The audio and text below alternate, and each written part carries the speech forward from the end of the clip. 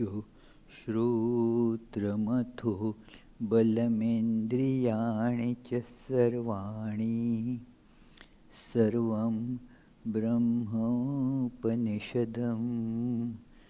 माहं ब्रह्म निराकुर्याम् मा ब्रह्म निराकरोत् अनिराकरणमस्तु अनिराकरणं मेस्तु तदात्मनि निरते य उपनिषत्सु धर्मास्ते मयि सन्तु ते मयि सन्तु ॐ शान्ति शान्ति शान्तिः Om. May all my limbs attain strength. May the body, the mind, all the sensory and motor organs and the life force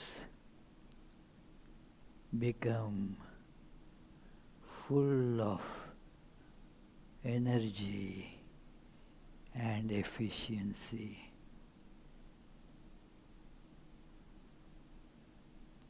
All is verily the one without second, absolute bliss, absolute consciousness, existence itself, the Brahman. Let me never deny Brahman. May Brahman never reject me either.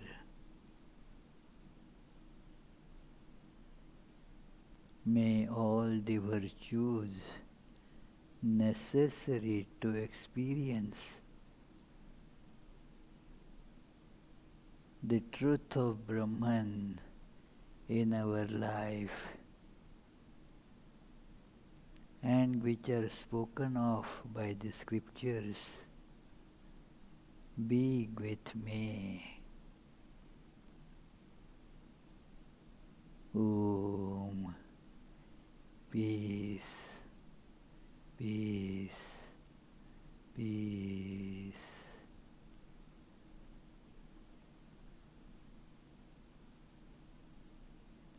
Let us try to feel the oneness of everything.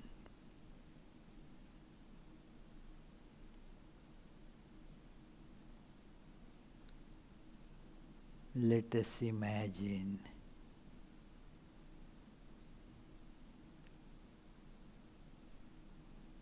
like animal crackers.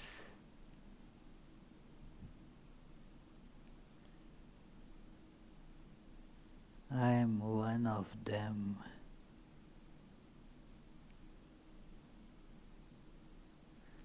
Depending on the shape,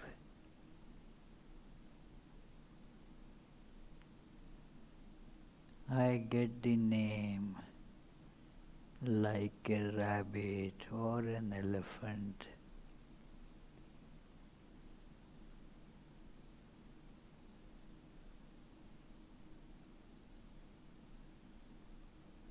The other shapes around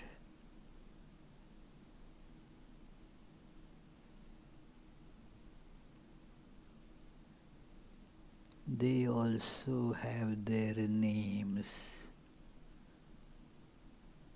depending on their shapes, like a lion, a giraffe, a deer, a crocodile,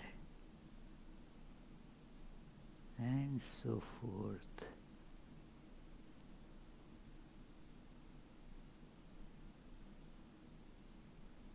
I feel I am different from others.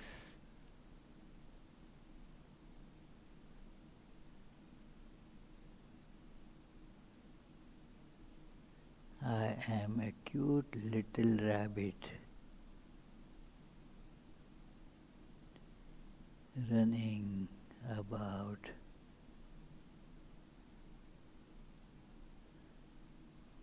eating grass, scared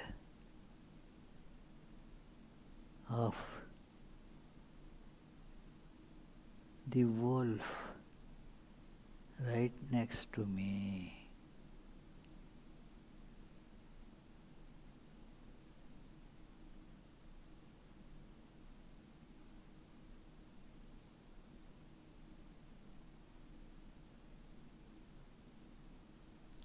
All are different only because of appearance.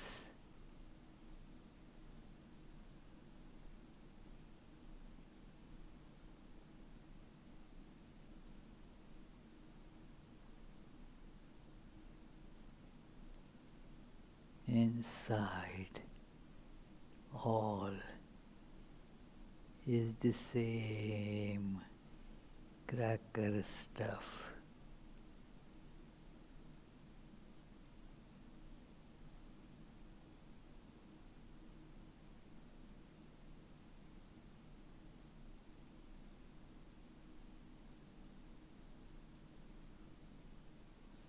That pervades all.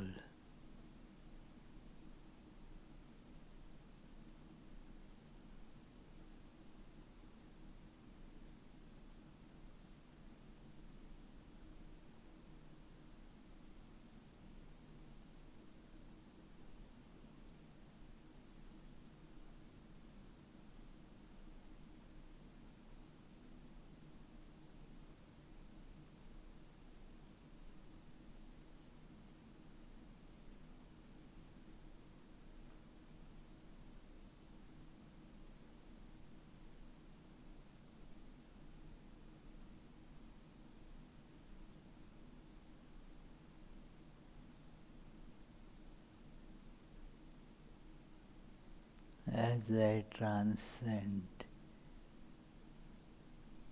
the shapes,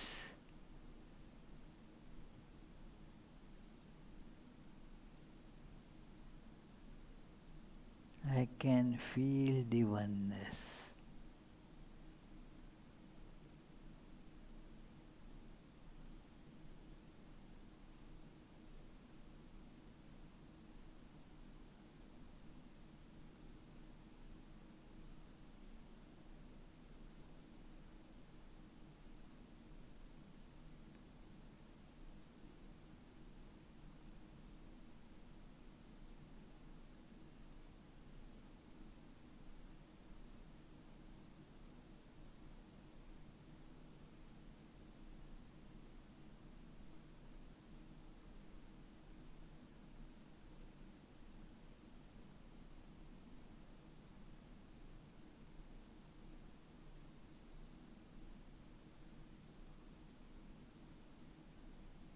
In this oneness,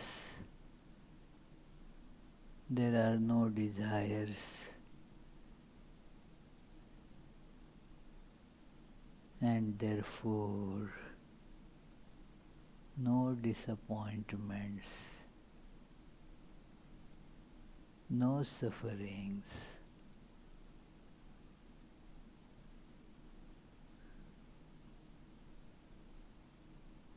I am bliss itself.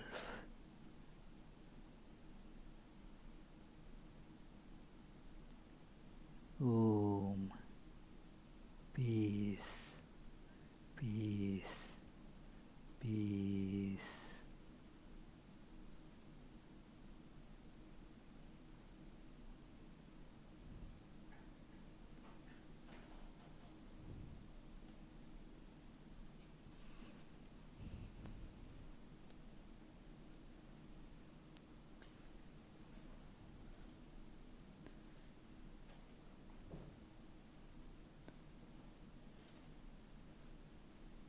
So, dear friends, let us begin this today's class on stories from Srimad Bhagavatam. Being stories, of course, they are very interesting, and since past some classes we have been studying a very interesting and spiritually very elevating story of Prahlada, the great devotee. There won't be any person in India who has not heard the name Prahlada, a household name. The stories of Prahlada are very, very popular. The devotion that Prahlada exhibited is legendary. And this story of Prahlada here brings out all these great jewels in our understanding, and we can benefit from that. So let us begin by reciting this opening chant. जन्माद्यस्य यतोऽन्वयादितरतश्चार्थेष्वभिज्ञस्वराट् तेने ब्रह्महृदाय आदिकवये मुह्यन्ति यत् सूरयः तेजो वारिमृदां यथा विनिमयो यत्र त्रिसर्गो मृषा धाम्ना स्वेन सदा निरस्तकुहकं सत्यं परं धीमहि.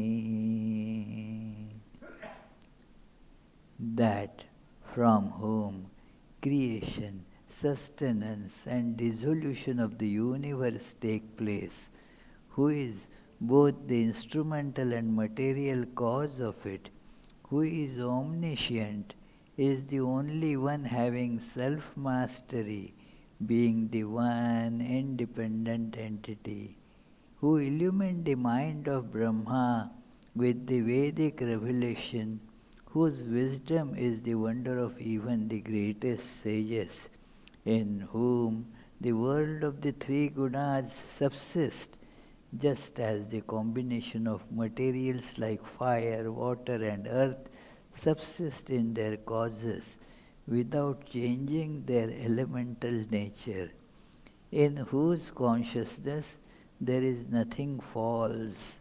On that truth supreme we meditate. Now let us pay some attention to this, that it is the combinations are appearances outside, and they combine and create something, but without changing the nature of the reality. It is, there are two types of creations. One is actual production. There is a change in the raw materials, and then things are produced.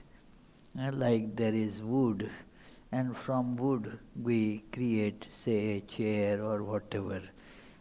So the wood now gets transformed into chair. Not that it doesn't remain wood, but there is a process that goes in.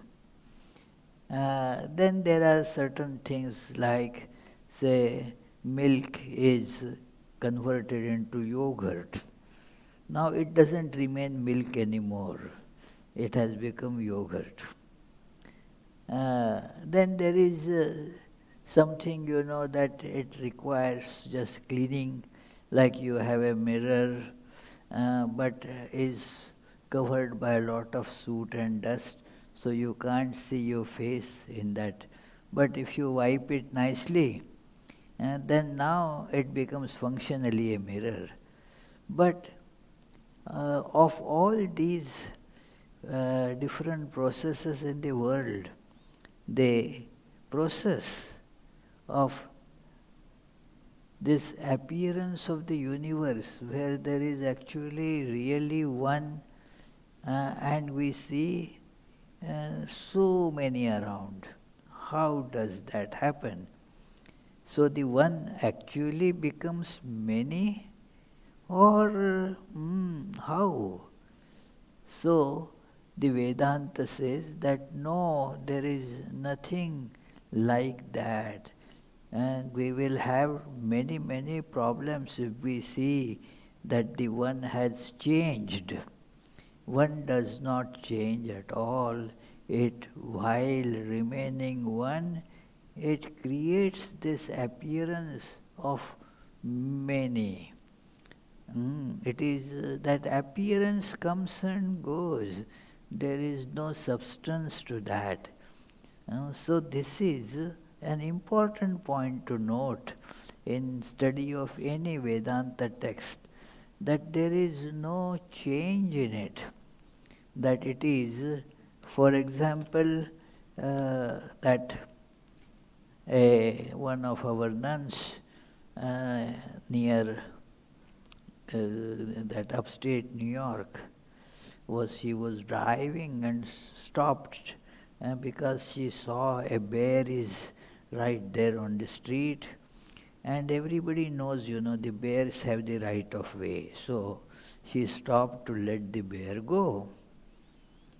But the bear was not moving, and while she was waiting there, from other side a car came, and in the light of that, in the headlights, she saw that it is a log of wood appearing as bear. Now what happened there? Did the log of wood change into bear? Has something really happened to the log of wood? Nothing happened to the log of wood. Without having any change in its elemental nature, it gives the appearance of a bear. So, God, while remaining the unchanging God, gives the appearance of this multifarious world with so many interactions, so many desires propelling people, and so forth, a lot of sufferings and joys, and yet nothing is happening. Nothing is happening. So the wise see that the reality is the same. There is no change there. And that reality is the goal of our life. Because all that we seek in life, what do we seek in life? What, Naomi, what do you seek in life? God realization, that is oneness, it is there in that one. Then what else do we seek? Caste, do you know what do you seek in life?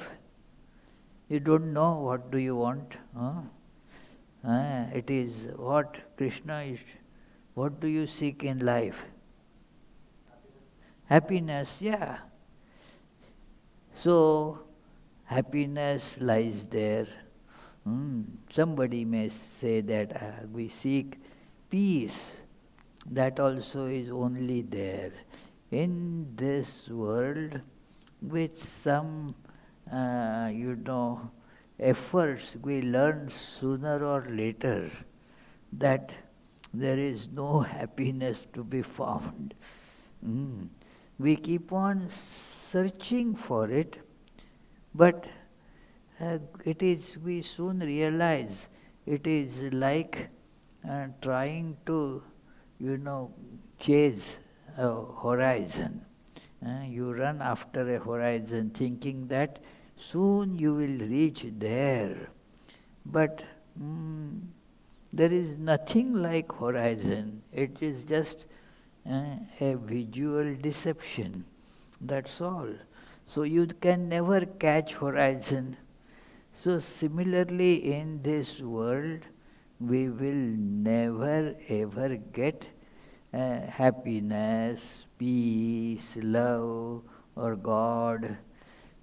It is we go beyond and then see that no, God alone has ever been.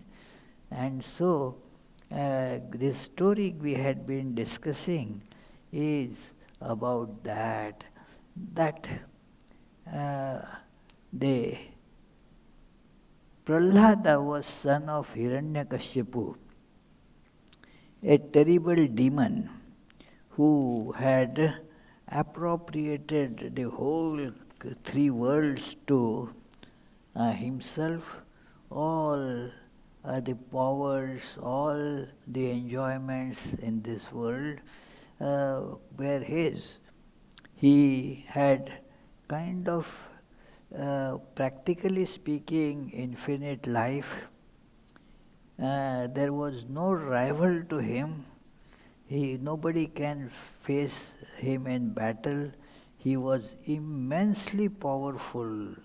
So this demon, and so uh, it was now the people approached the divine principle Vishnu that how this can be resolved. Vishnu said, don't worry, soon things will be taken care of. And what happened was that this Hiranyakashipu got a little child. He had 4 sons, and one of them was this Prahlada, who was right from the childhood, earliest childhood, he was devoted to God.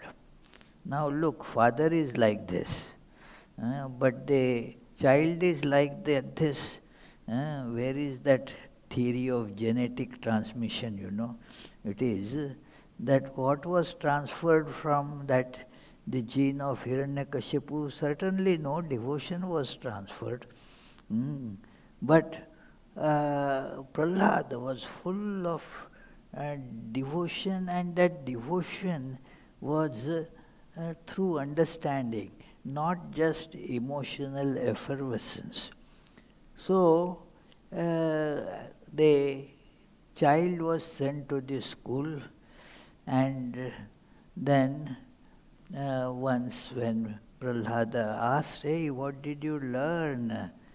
And he told his father that the sole purpose of an individual is to abandon worldly life and try to get rid of false identification with the body and take refuge in God alone.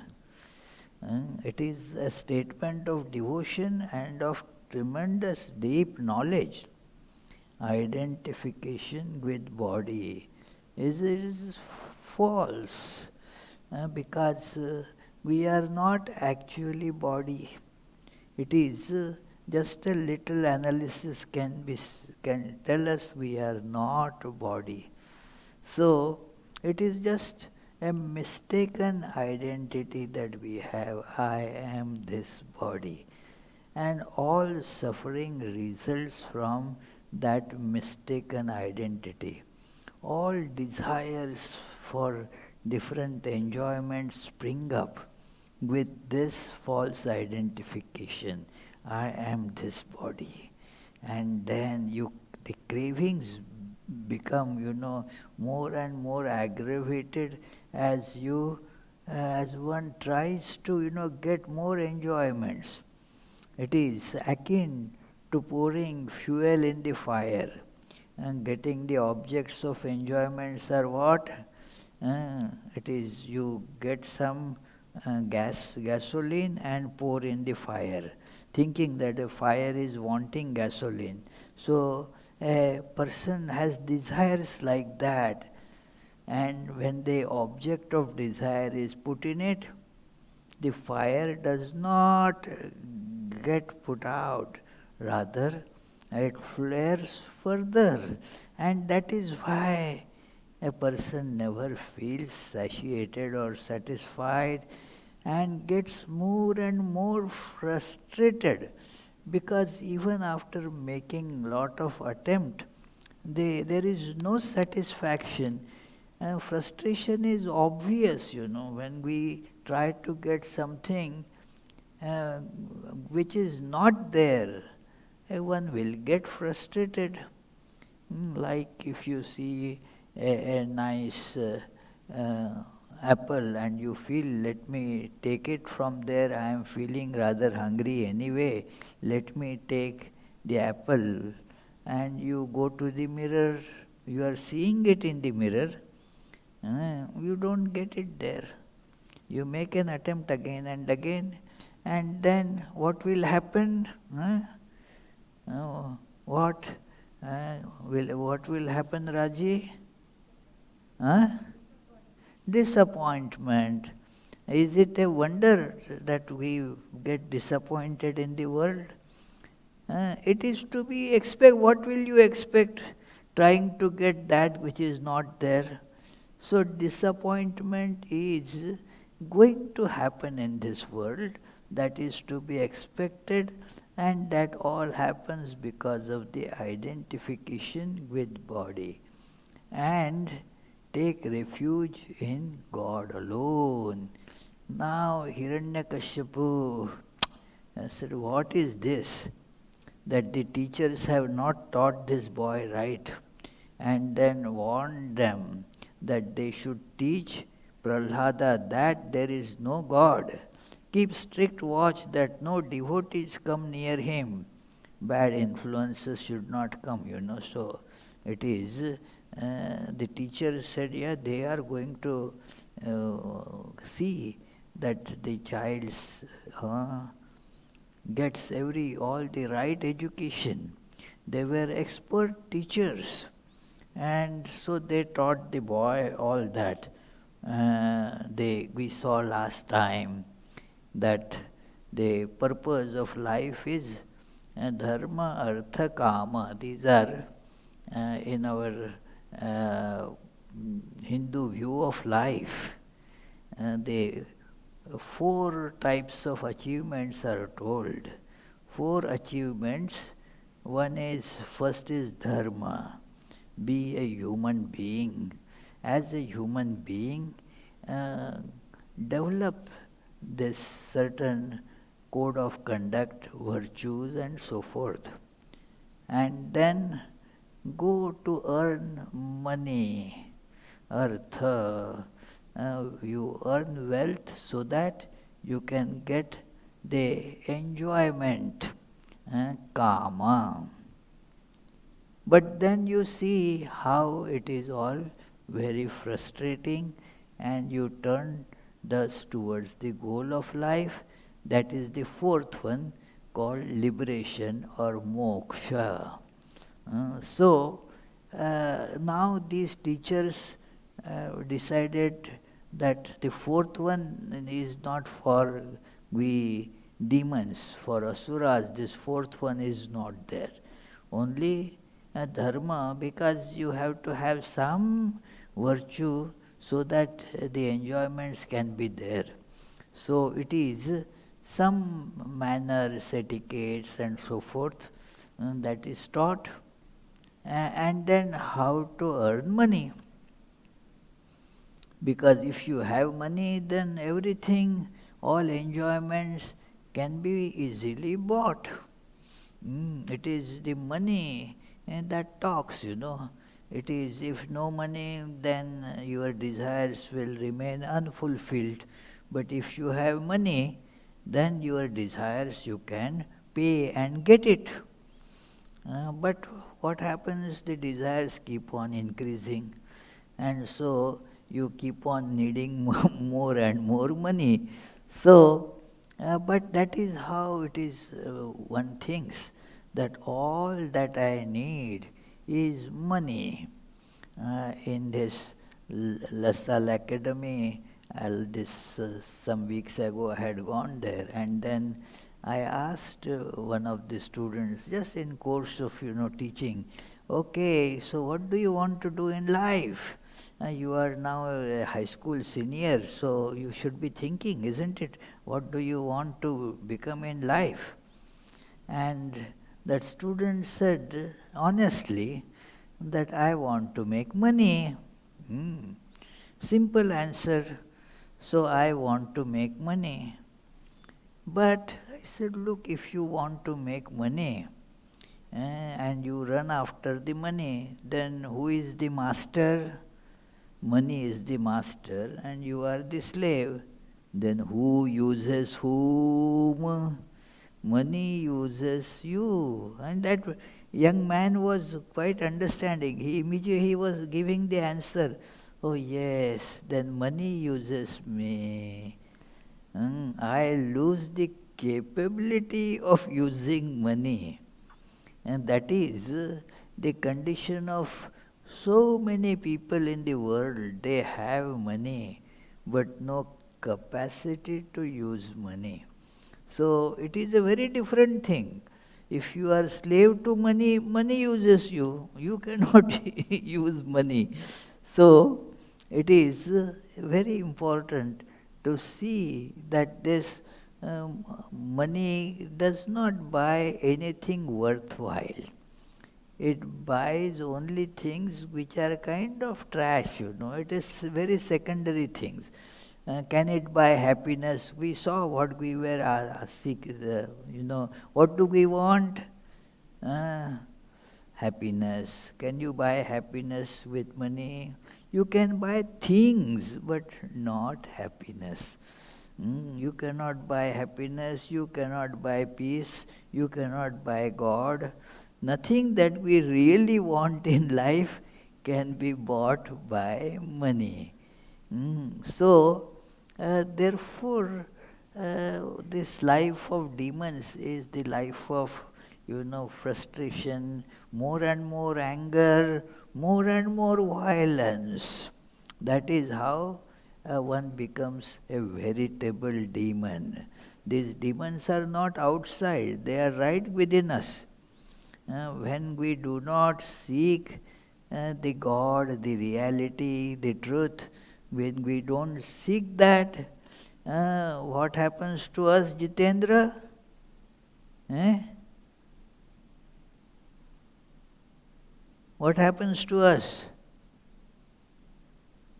Huh? Huh? I didn't hear. You? Oh, I was asking that uh, if we go after all this money and such things which keep on frustrating us, therefore making us more and more angry, more and more violent, then what becomes of us? Yeah, we become demons. We become demons. These demons are not that, hey, there are demons there, not. Hey, a person becomes a demon. A person becomes a devilish fellow. See, what is that? Anger, violence, no control. So, that is what the signs of being demon are. So, now these teachers wanted Prahlada to be ideal demon. A perfect ideal of demon. So they tried to teach him that and how to that diplomatic training and so forth, but did not work. So when they tried to test him, that hey, come on, the teachers carefully taught Prahlada only secular matters, and they themselves before that they tested Prahlada. that what do you really, did you understand and what we taught you? And then Prahlada repeated the same thing. I understand that devotion to God is the only thing that should be done. And then these teachers, they got very upset and then said, now you need to be given slashes with cane. Hey, get cane. That is what it is written here, The teacher says, oh, get canes. Unless this fellow is lashed, he is not going to improve. This child is terrible, very stubborn. But after some time they thought that okay, he could be now taken to the father, that it is, he has learned many such things we have taught. And then when Hiranyakashipu was again, was talking to his beloved son. Son is very beloved, my son, considered extension of one's body. So it is. And ask, hey, tell me, what is the best thing you learned, dear? Your teacher has taught you many things. That of these, tell me the best thing that you learned. So, that the Prahlada said the same thing, that it is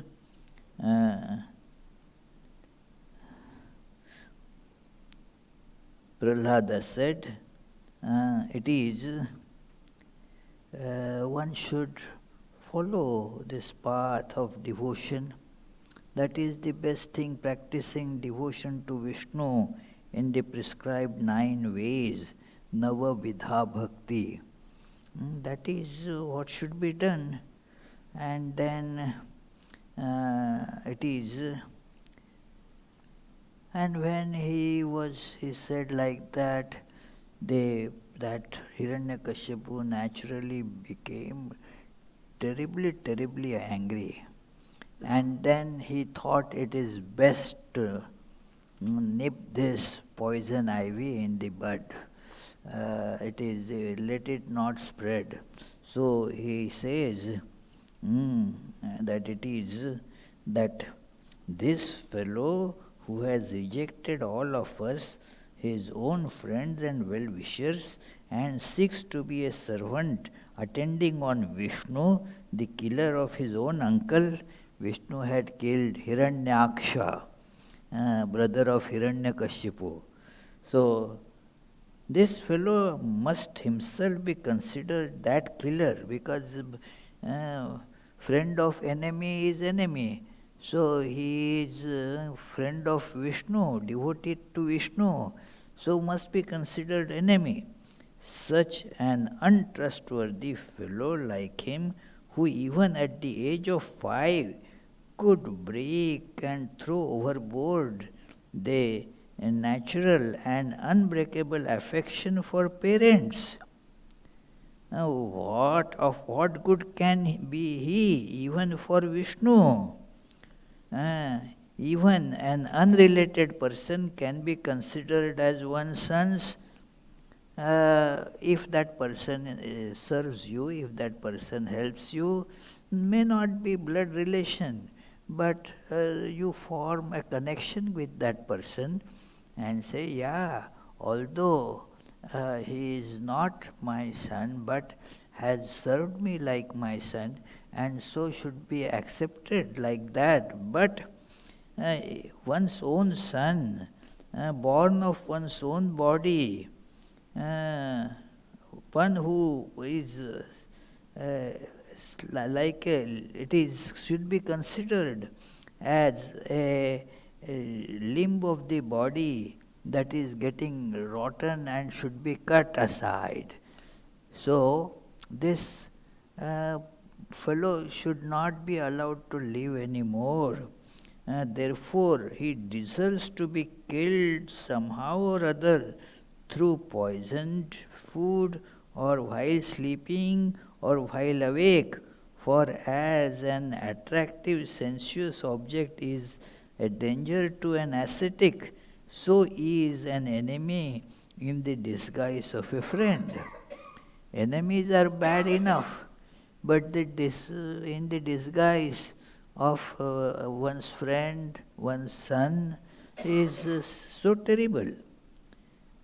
Then the master ordered that these guards, to hearing the demon, told the guards to kill this poisonous creature fast, though his own son. Yeah, the king, he was so much into his own personal, aggrandizement. And the son also is not thought about. Son also is only good as a matter of use. There is the story of Yayati, who enjoyed all the youthful these things, company of women and so forth for many, many decades.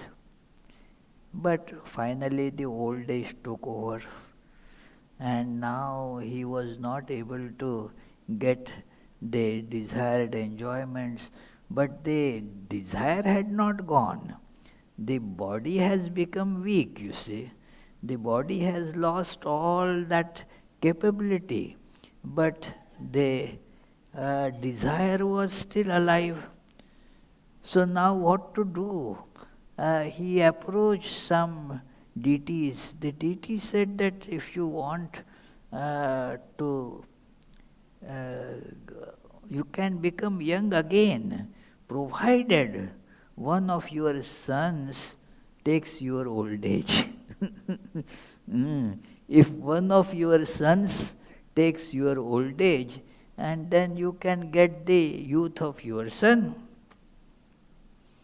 Now he should have been ashamed, but when overtaken by lust, all the shame is thrown aside.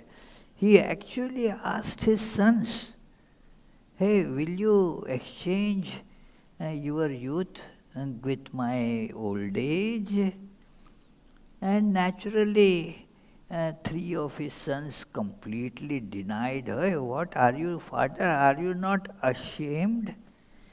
It is now you had your youth, you enjoyed, now it is our time, and you want to take it away, our youth, and give us that your such terrible old age, full of weakness and diseases? No, absolutely not." But the youngest of the sons said, "Okay, no, okay, take it, father, have your wish fulfilled." So the son became old, and the father became young again.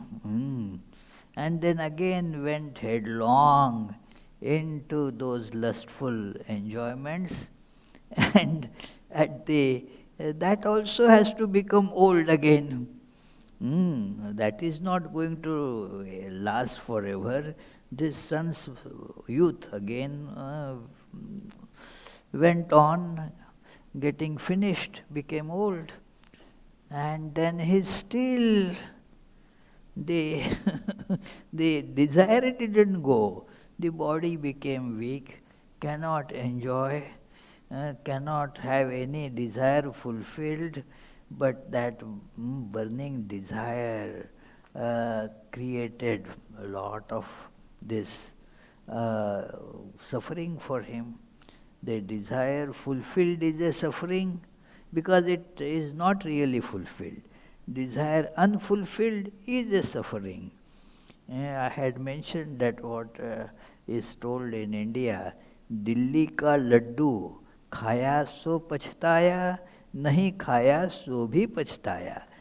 There is that sweet balls, they are sold in Delhi, quite hard and all. They look very attractive.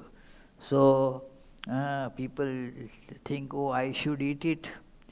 Some say, oh no, I don't want. They are not really good. So some do not eat, but they feel, oh, I should have eaten. They are so nice. So they suffer because of that. And those who eat, uh, they're so hard on teeth, and not really that what they was expected, and difficult to digest. So they also repent. Why did I go to eat it? So it is like that. Worldly enjoyments are like that. You don't get it, then you are unhappy. You get it, still you are unhappy. So this Yayati again became very unhappy, and then he made a statement there. That story comes in Mahabharata, that न जातु कामः कामानाम उपभोगेन शाम्यति, that this lust can never be quenched by pouring that enjoyment in it. Just as a fire cannot be quenched by pouring fuel in it. So that is how this the demonic life is like that. So he told that may Prahlada be now killed. So it is because the son is beloved, but not as beloved as one's own body. So for one's own pleasures, even the son, like Yayati did, the interest of the son also was sacrificed. So it is Hiranyakashipu demon like that. Oh, this my son will cut short my reign. I should not let that happen, and therefore ordered him to be killed. But could not be killed. All these guards, they were strong, powerful, and had all sorts of weapons, but none of that could hurt Prahlada. And seeing this, Hiranyakashipu, he got scared. My goodness, this looks like a very different phenomena. And he mentions there a Sunashepa, a deity that is mentioned in the Rig Veda and other places, that they tried to sacrifice and kill him, but he could not be killed, and then some say that thus he had his revenge over those who tried to kill him. So now Hiranyakashipu remembers that, oh, this child, he will remember all this. See, that is how when you do not restrain yourself and be violent against somebody, then you know that that somebody may wreak a revenge, and you feel inside you that fear grows, so that that person would be waiting for the opportunity to wreak revenge on me. So he got afraid of that. He seemed to be of this, he says that his child seems to be of inscrutable nature. How could he survive all this? And looks deathless. Am I likely to meet with my death because of my enmity towards him? In no other way can I die. He knew in no other way he can die. but maybe this child has some tricks up his sleeve. The fear, makes a person, even though you are all full of, having the weapons and money and what not, a lot of strength. Yet when the fear creeps in, you feel scared. So it is to Hiranyakashipu, who sat brooding with his lackluster face turned down because of these depressing thoughts, the teachers who were there, Sanda and Amarka, they said, by taking him aside, by your own prowess, that is how they say that you have nothing to fear. That the teacher said to the extremely worried Hiranyakashipu, that look, you hold power over the three worlds, whole world is yours. No need to get panicked so soon. Yeah, do not get so worried right now. And we will make more efforts. Moreover, he is just a child. And the child, as the child grows, will get better sense.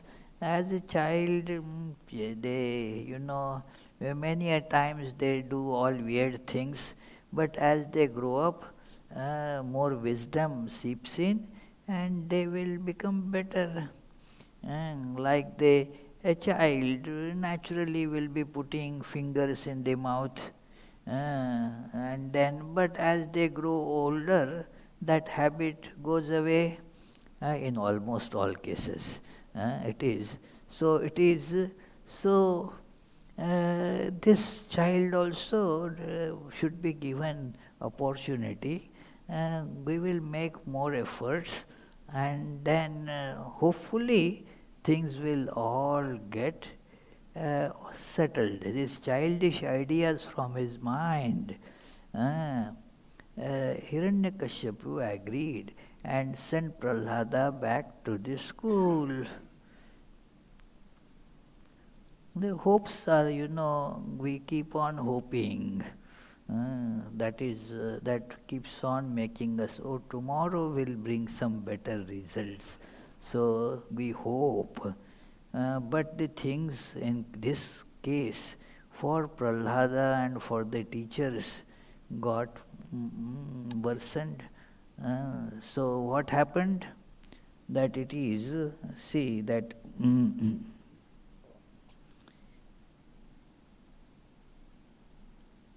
so then this narration is going on by Narada to Yudhishthira.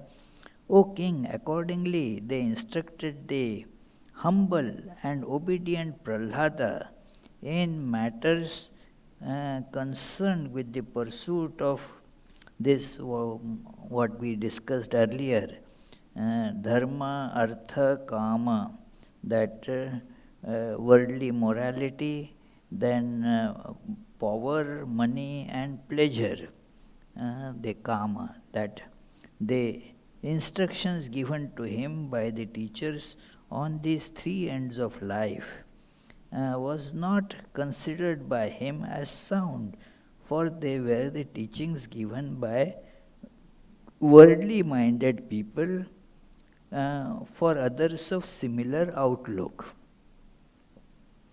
And they are given by superficial people and for superficial students. And that it is, this is what one should do in life. It is mostly the schools and all, they get only the superficial teachings given by the superficial people.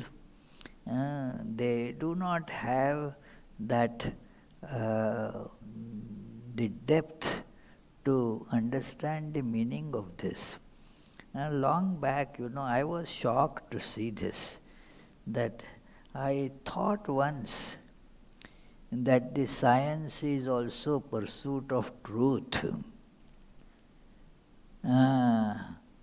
but uh, realize later, no, that is only a facade. Science only tries to get, because the people who pursue it, they are people after these things. More wealth, more honor, more enjoyments. That is what they seek. So naturally, and they discover the sciences, what that will bring more pleasures in life, more money in life, more so-called use in life. And so as soon as it goes a little further, it collapses. Uh, I was in my uh, grad class in mathematics. I was talking to our professor about uh, these some basic anomalies in structure of mathematics. He said, oh, don't think about it. Because if you accept those things, whole mathematics will collapse. We will not have our jobs. You will not have your school. It all depends on this. So keep holding on to it. That is why I said we do this formal logic, formal mathematics. That's about it. Do not go into the depth of it, because we are scared that if we discover the truth, if we hold on to the truth, what will happen to our enjoyments? Science is only looking for superficial, enjoyable, pleasurable and comfortable truths. If something is taking away my comfort, stop it and don't do any further research. Even you see in modern times this is the case. So this is naturally they won't teach you the love of God. But now what started happening was, uh, whenever the teachers went out on their own household purposes, Prahlada's classmates who got time for play would call him to join them.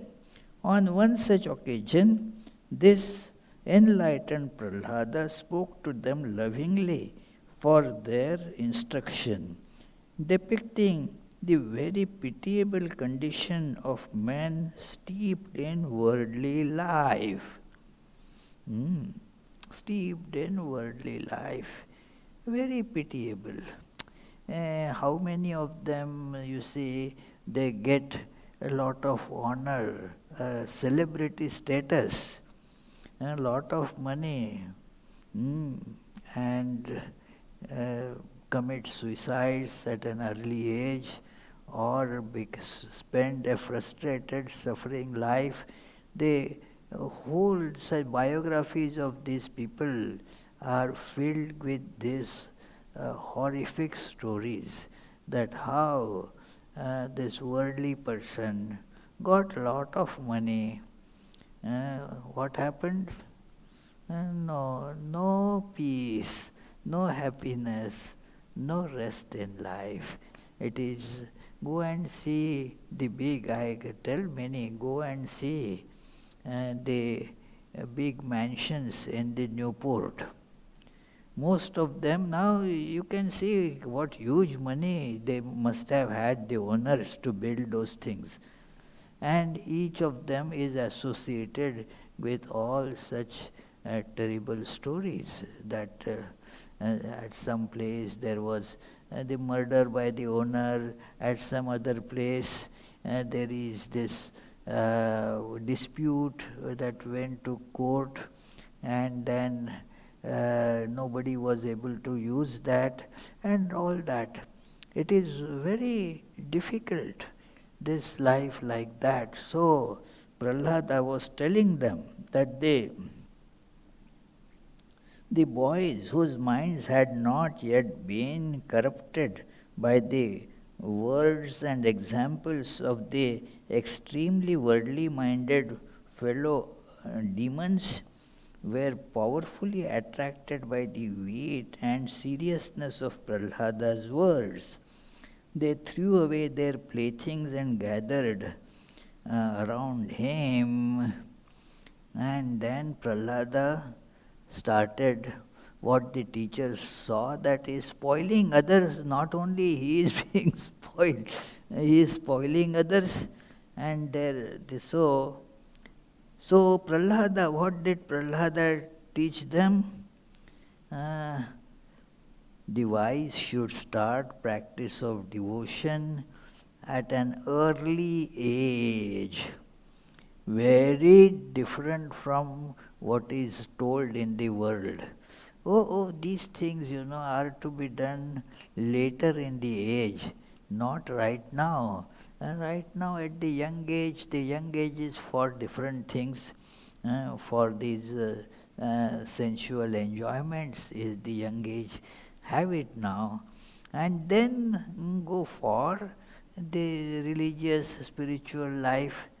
But uh, if that if that spiritual life is real, why should you not strive for it at an early age? It is very important to start as soon as we see that this is real. This is real.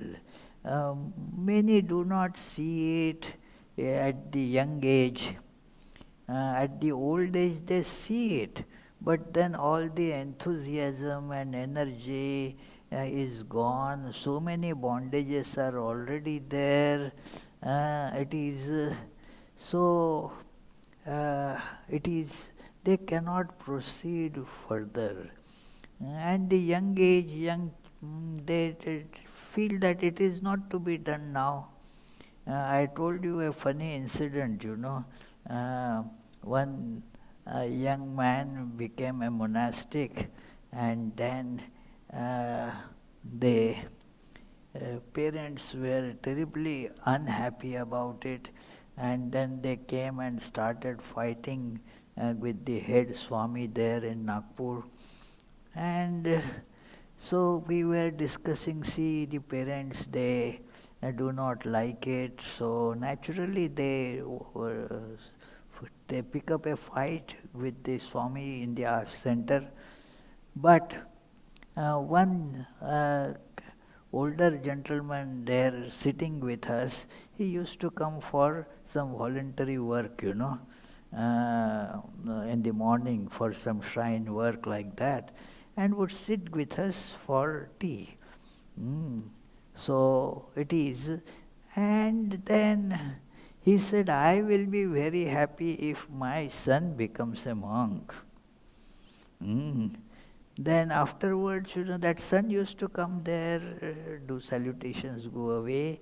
Then when we saw that that son, hey, that son still lives in Delhi, very nice. Yeah, I don't know where the father lives, but the son lives in Delhi, the daughter lives somewhere in south. So, very nice family. So, the son, we asked the son, hey, your dad was telling that he will be very happy if you become a monk.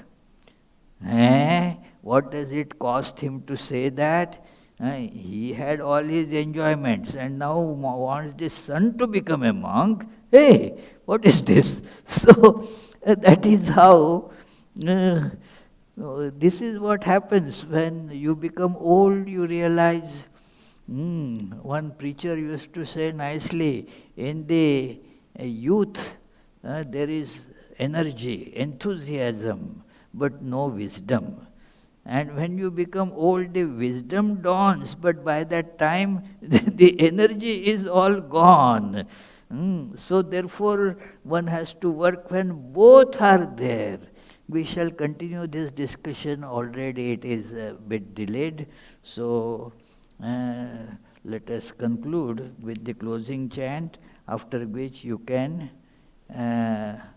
ask questions if you have any. So chant loudly. निगमकल्पतरुर्गलितं फलं शुकमुखादमृतद्रवसंयुतं पिबत भागवतं रसमालयं मुहुर्हो रसिका भुवि भावुकाः. O devotees, quaff to intoxication this nectar of the fruit of the tree of Vedas, flowing from the mouth of the great sage Shuka and mixed with the ambrosia from his words.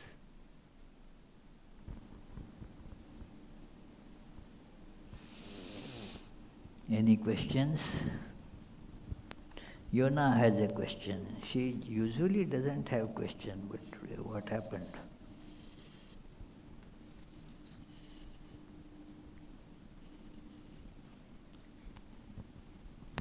Pranam, Swamiji. The question relates to the first slide, So what does it mean to abandon worldly life for householders who have to have family, jobs, and all the other stuff?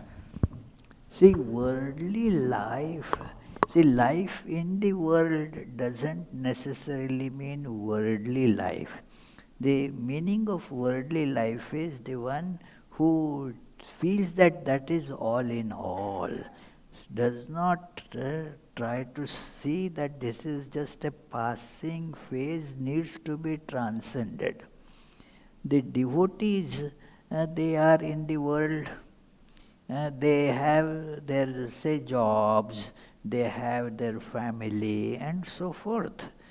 But they know that the life is for realization of God.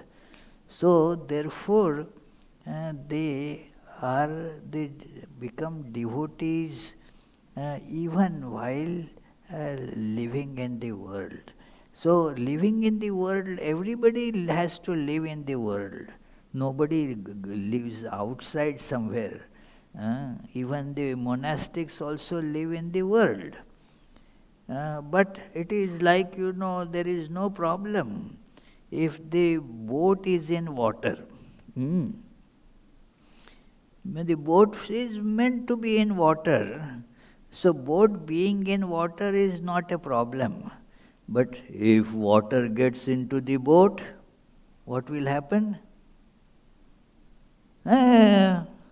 So if this world gets into our life, when we get caught into world, forget the goal of life, then it's a disaster awaiting.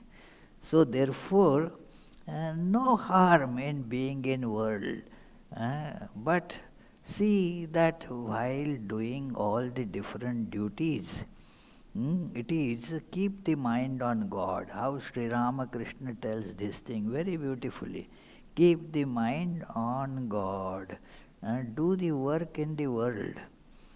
And keep the mind in God. So whether you are a monastic or householder, the rule applies to all in the same way. That be in the world, but do not be of the world. Get it? Thank you. Any other question? Any question? No question there. So, let us now conclude with the last closing chant. And just to remind, tomorrow is the, in addition to that guided meditation and prayers, the day-long meditation will be there, silent meditation from noon till 8 p.m. So, if those who want to join, please remember this.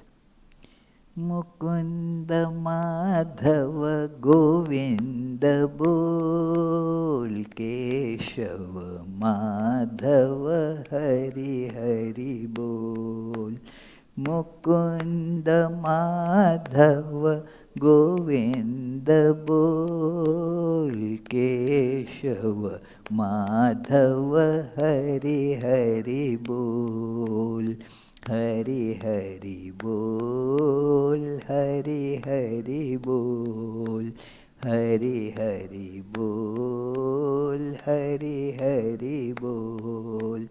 Krishna Krishna बोल, कृष्ण कृष्ण बोल, कृष्ण कृष्ण बोल, कृष्ण कृष्ण बोल। मुकुंद माधव गोविंद बोल, केशव माधव हरि हरि बोल, केशव माधव हरि हरि बोल।